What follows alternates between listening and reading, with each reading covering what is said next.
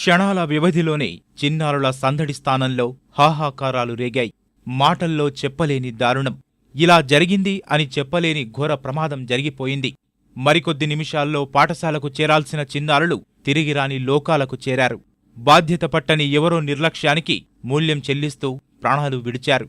అమ్మా వెళ్ళొస్తా అంటూ ఇంటినుంచి పాఠశాలకు బయలుదేరిన చిట్టి పాపాయిలు రైలు పట్టాలపై విగతజీవులుగా మారారు. మృత్యుసకటంగా దూసుకువచ్చిన రైలుబండి వారిని అమాంతం చిదిమేసింది. శాశ్వతంగా ఈ లోకం నుంచి తీసుకునిపోయింది.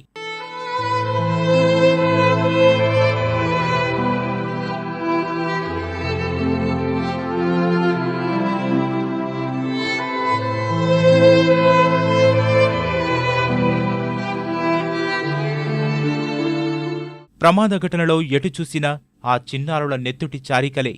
మరుభూమిని తలపించేలా భయానక దృశ్యాలే. ఇంటినుంచి బయల్దేరే ముందు ఆత్రంగా అమ్మ ఇచ్చిన భోజనం బాక్సులు, పుస్తకాల సంచులు చెల్లాచెదురుగా పడిపోయాయి. నుజ్జునుజ్జుగా మారిన బస్సులో ఇరుక్కుపోయిన మరికొందరు అక్కడికక్కడే ప్రాణాలు కోల్పోయారు.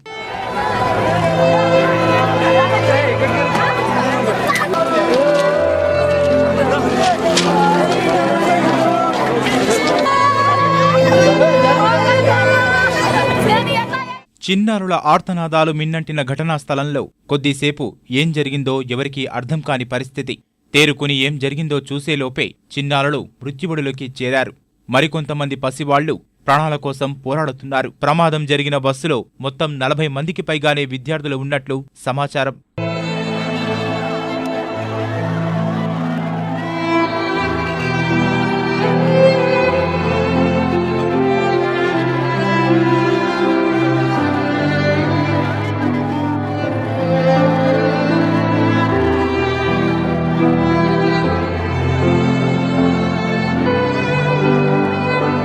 ప్రత్యక్ష సాక్షులు చెబుతున్న వివరాల ప్రకారం కూడా కనీ విని ఎరగని విషాద ఘటన ఇది.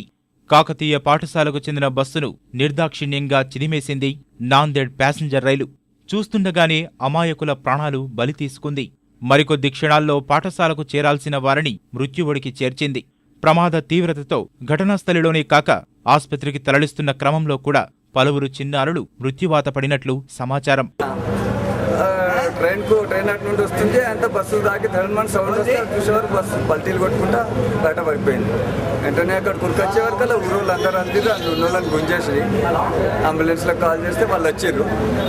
నేను ఒక ఇంట్లో ఒక 13 మందిని తీసుకొని హాస్పిటల్.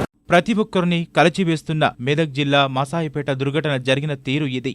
వెల్దుర్తి మండలం మసాయిపేట వద్ద కాపలాలేని రైల్వే క్రాసింగ్ అంతులేని శోకాన్ని మిగిల్చింది.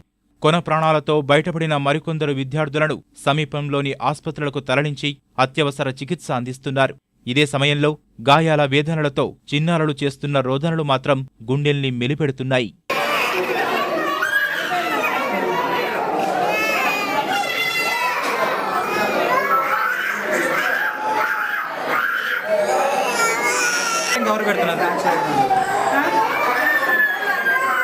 అల్లుడు నా బంగారు అల్లుడు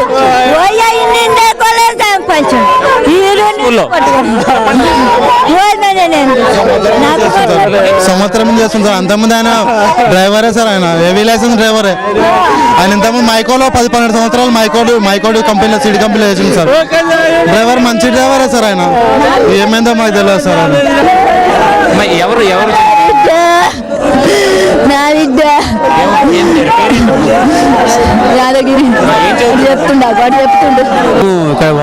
ప్రతి విలేజ్ కి ఫోన్ చేశారు. మొత్తం ఈ ప్రమాదానికి ఎవరు కారణం అనుకుంటున్నారు?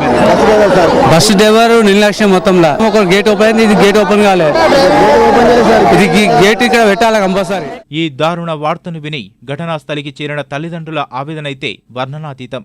గంటకు ముందు తమ కళ్ల ముందే చిరునవ్వులు చిందించిన చిట్టిపొట్టి చిన్నారులు ఇక లేరనే నిజాన్ని జీర్ణించుకోలేని దయనీయమైన పరిస్థితి వారిది. నేను ఇక్కడ చూసాను, అసలు లైన్ మేనేజర్ కానీ ఎవరు కూడా లేరు. అసలు ఇది ఏంటి అంటే 10 years కంటే ముందు నుండి కూడా ఈ గతం ఇలాంటి జరుగుతున్నట్టున్నాయి.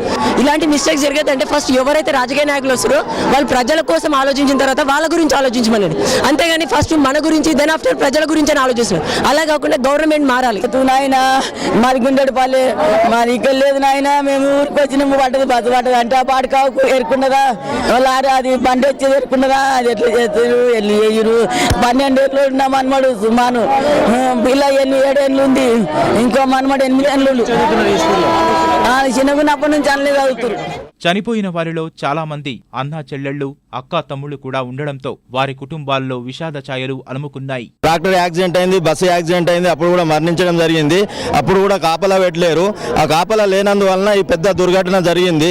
ఎందుకంటే ఇది ఒక చిన్న పిల్లలు చదువుకునే స్థాయిలో ఇది 3వ యాక్సిడెంట్.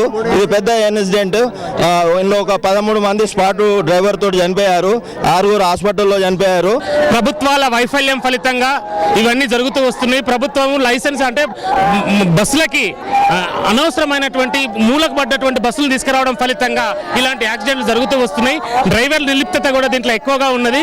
డ్రైవర్ అసమర్థత, డ్రైవర్ అంతే ముఖ్యమైనటువంటి వ్యక్తుల్ని తీసుకోకుండా ఇది కాన్షియస్ గా ప్రభుత్వం ఒక చర్య తీసుకోవాల్సినటువంటి ఇది అవసరం ఉన్నది. ఎందుకంటే పిల్లలు అనేటువంటిది ఇది ఒక్క చోట కాదు, అనేక చోట్ల నిత్యం ఏదో ఒక రూపంలో కొనసాగుతుంది. ఇది ప్రభుత్వము నిర్లిప్తత, ప్రభుత్వం అనేది అరికట్టవలసినటువంటి బాధ్యత ఉన్నది. ఇప్పటి వరకు అందిన సమాచారం మేరకు మృతి చెందిన విద్యార్థుల వివరాలు ఇలా ఉన్నాయి. ఇస్లాంపూర్కు చెందిన చింతల సుమన్, గొల్ల మహేష్, వంశీ, భువన, విష్ణు, గుండేపల్లికి చెందిన అన్నా చెల్లెళ్ళు చింతల చరణ్, చింతల దివ్య, విద్య, కిష్టాపూర్కు చెందిన అక్కా తమ్ముడు రజియా, వహీద్, వెంకటాయపల్లికి చెందిన అన్నా చెల్లెళ్ళు వరుణ్, శృతి సహా బస్సు డ్రైవర్ భిక్షపతి అక్కడికక్కడే మృతి చెందారు. ప్రమాద విషయం తెలిసి రజియా, వహీద్ తండ్రి గుండెపోటుతో కుప్పకూలిపోయారు.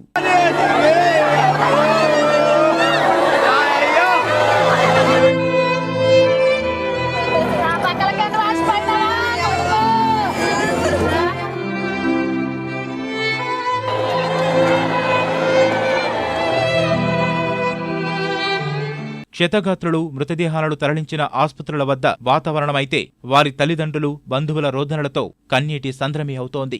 ఆ సమయానికి పాఠశాలలో చదువుకుంటూ ఉండాల్సిన వారి పిల్లల్ని ఆస్పత్రి పడకలపై విగత జీవులుగా, రక్తం చారికలు పేరుకుపోయిన క్షతగాత్రులుగా పడి ఉండడం చూసి ఆ కన్నవారు తల్లడిల్లిపోతున్నారు. మాకెందుకీ కడుపుకోత అని కన్నీరు మున్నీరుగా విలిపిస్తున్నారు. వ్యక్తం చేసిన పరిస్థితి మనం ఎక్కడెక్కడ డ్యాన్స్ చేస్తావు బిడ్డో నాయవ్వా, మా ఇంట్లో చిన్న పండుగ అయితే తల్లి నాయవ్వా నిన్ను చూసి మేము మురిచిపోతుంటే నాయవ్వా మేము కలకల లేకున్నా